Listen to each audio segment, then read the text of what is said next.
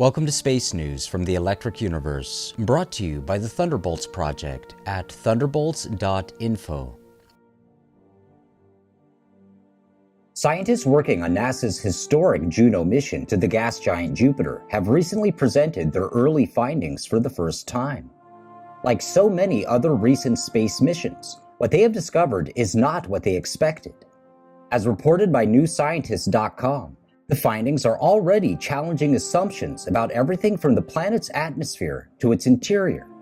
One of the biggest surprises is the enormous strength of Jupiter's magnetic field, even more powerful and, quote, much more irregular than scientists expected, challenging long-held beliefs about the so-called dynamo inside of Jupiter that is thought to produce its magnetic field. As principal investigator Scott Bolton stated, "I didn't expect all the theories to be wrong, but there's motion going on in the planet we did not anticipate." In part one of this two-part presentation, physicist and chief science advisor to the Thunderbolts Project, Wal Thornhill, begins his in-depth analysis of the Juno data, including the many victories that already seem evident for the electric universe theory. On May 25th, NASA held a media teleconference on the first science from Juno at Jupiter. Sadly, the science used old beliefs to interpret data that conflicted with those beliefs. The result is that Jupiter up close looks nothing like the once upon a time, billions of years ago, stories we have been told.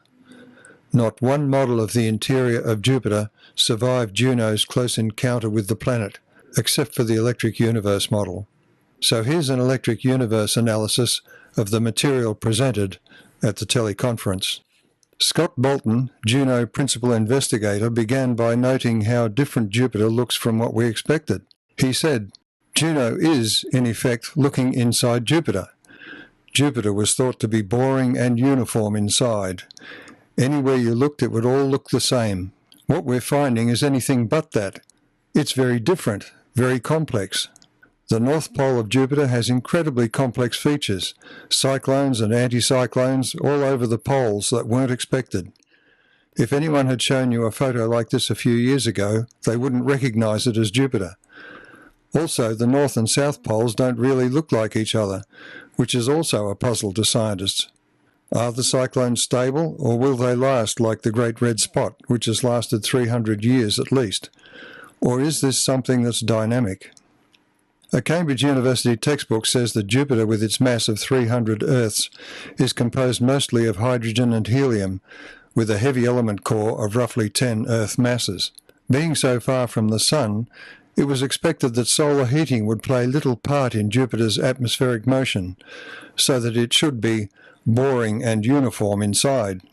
So there's an unexplained energy source driving the numerous giant cyclones at the poles of Jupiter and the ammonia plume at the equator that has not been factored into settled planetary science.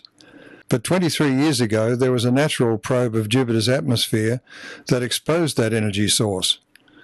It was the Shoemaker-Levy 9 comet fragment encounters with Jupiter during the week of 16 to 22nd of July 1994. Notice I didn't say impacts. There are many problems with the settled science of that event. So it's good policy to return to the earliest reports of those events because of the human tendency to forget, rationalize, or ignore evidence that doesn't fit our beliefs. Some astronomers predicted that the comet fragments were too small to have much effect when they hit Jupiter. "There's a chance we will see very little," said the late Eugene Shoemaker, co-discoverer of the comet, shortly before the event. Shoemaker-Levy 9 couldn't even be found in images taken before the comet broke up on its first brush with Jupiter. Astronomer Brian Marsden thought it was only 1 to 2 kilometres in diameter. "It's going to be tough to see much," he concluded. "I don't think there's going to be a very large explosion." So the eventual dazzling display baffled astronomers.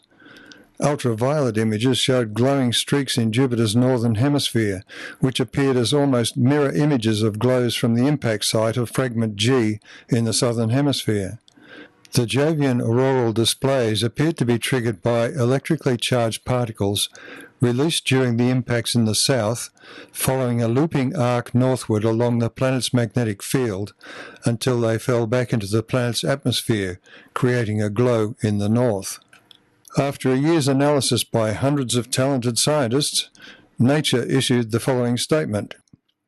First seen was a faint glow that slowly increased in brightness on a timescale of tens of seconds, believed to be due to a large number of small meteors in the coma surrounding each Shoemaker-Levy 9 fragment.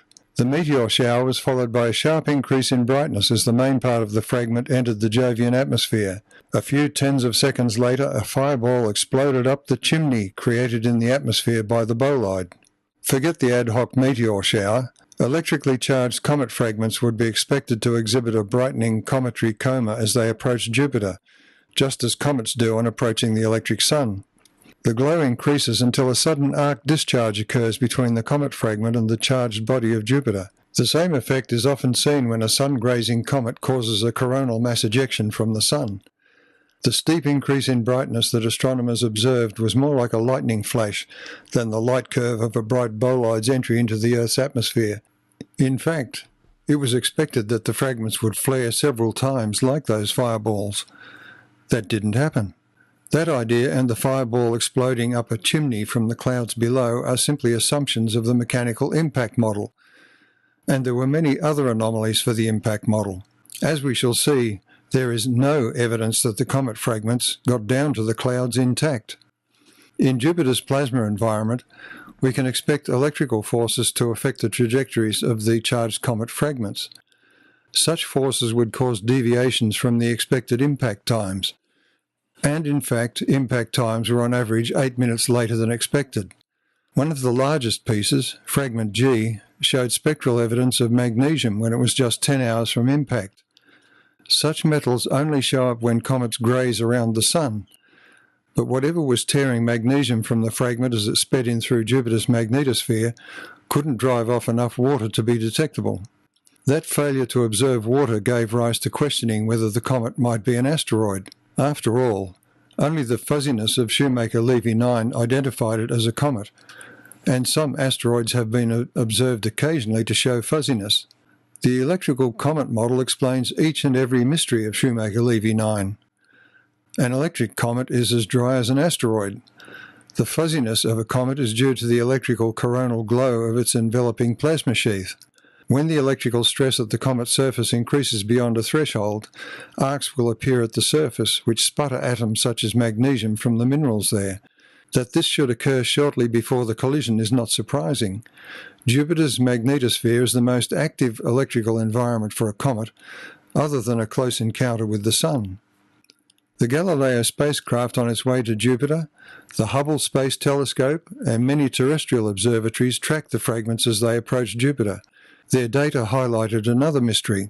Some collisions that were calculated to occur just beyond Jupiter's limb, and that should have been invisible to all but the Galileo spacecraft, were seen from the Earth. In a NASA news report, Dr. Andrew Ingersoll said, "In effect, we are apparently seeing something we didn't think we had any right to see." Dr. Torrance Johnson of JPL commented, "It seems clear that something was happening high enough to be seen beyond the curve of the planet." The predictable electrical event high in Jupiter's ionosphere prior to the fragment striking the upper atmosphere did indeed occur. What then were the vertical jets seen rising 3,000 kilometres above Jupiter's clouds and known as plumes? And what were the crescent-shaped dark features that resulted from the fallback of the plume onto the atmosphere? The dark material came to be known technically as the brown stuff, its nature unknown. The geophysicist and expert on impact cratering, Dr. J. Melosh, suggested that the comet fragments would penetrate Jupiter's atmosphere so deeply before exploding that they would be swallowed up and we would see very little. Others proposed that each fragment would dig a tunnel of fire in Jupiter's atmosphere before exploding and sending a plume of hot atmospheric and cometary material from the top of the tunnel into space. This was the plume model that was explored to try to explain the strange, dark fallout pattern. However, the plume model could not explain the clear zone between the dark core and the crescent, nor could it explain the radial lines dissecting the crescent.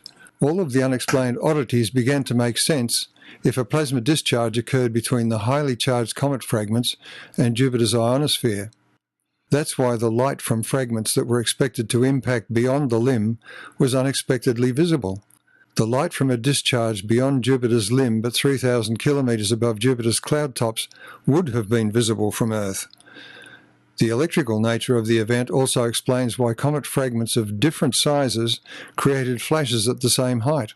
The discharges occurred as each charged fragment hit Jupiter's ionosphere, or electrical plasma sheath, well above the atmosphere. The comet fragments were destroyed like exploding capacitors before reaching the atmosphere. Those ionospheric discharges would have triggered an upward discharge from the atmosphere below. In the very low pressure of space, it would have been in the form of a compact plasmoid. Evidence for this interpretation is the observation that the so-called plumes continued to radiate at the shortest wavelengths, which is not to be expected from a rising hot gaseous plume as it expands and cools. Additional evidence for a powerful plasma discharge came from the fallout material, the brown stuff. The Hubble Space Telescope found most surprising were the strong signatures from sulfur-bearing compounds like diatomic sulfur, or disulfur. Disulfur is a molecule with a very short lifetime, and its origin is one of the great mysteries of comet chemistry. However, if we turn to the only known natural source, Jupiter's innermost Galilean moon, Io, gaseous disulfur has been detected emanating from the vicinity of Pelee volcano. Plasma scientists, following a suggestion from Professor Tommy Gold, recognized the so-called volcanoes on Io as an electrical exchange with Jupiter, producing umbrella-shaped plasma gun discharge plumes, which have dusted the moon with colourful sulfur molecules, including red and brown variants in circular electromagnetic fallout patterns. Now, a large quantity of oxygen was observed in the Shoemaker-Levy 9 events at Jupiter, so it seems that a powerful plasma discharge is capable of fusing two oxygen atoms to produce a sulfur atom, which then combine to form the colourful molecular sulfur variants, including the short-lived disulfur molecule. This also means that Io was originally an icy moon like its Galilean siblings, but has had the oxygen in its ice progressively converted to the observed global dusting of yellow sulfur. This is currently the only proposal to simply explain this oddity of Io. It may be that children listening on their school's radio telescope provided the most significant observation of all. They said that the Shoemaker-Levy 9 collisions were accompanied by bursts of radio emission, just like those from sunspot activity on the Sun. New scientists called this Jupiter's surprise radio broadcast. Never in 23 years of Jupiter observations have we seen such a rapid and intense increase in radio emission, said Michael Klein of JPL. The radio emission peaked on the 23rd of July, just after the last comet fragment hit, and it declined thereafter. Klein had expected dust from the comet to absorb electrons, which otherwise might contribute to radio emissions. Instead, extra electrons were supplied by a source which, as yet, is a mystery. But it's no mystery. Like all comets, Shoemaker-Levy 9 was negatively charged, its fragments supplying copious electrons for the radio emissions. The fate of Shoemaker-Levy 9 thus provides a consistent picture of the electrical nature of comets and Jupiter.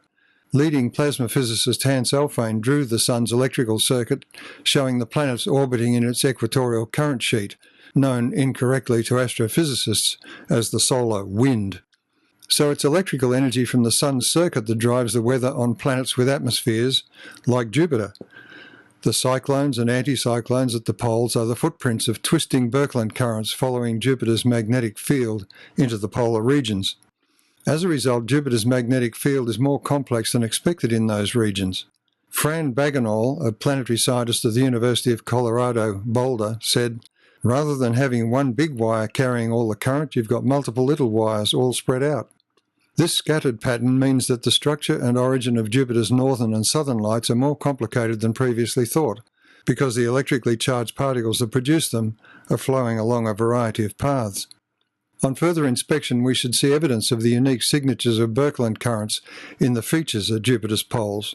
We can learn more about Jupiter's electrical features by re-examining Christian Birkeland's experiments, published in 1908, than all of the modern computer modelling based on invalid concepts. All you will hear from experts are answers to questions they pose for themselves, but their narrow expertise doesn't fit them to answer questions outside their training. That's why paradigm shifts are so tough. Meanwhile, stay tuned to find out what's really beneath the clouds of Jupiter and its great red spot. For continuous updates on space news from the electric universe, stay tuned to thunderbolts.info.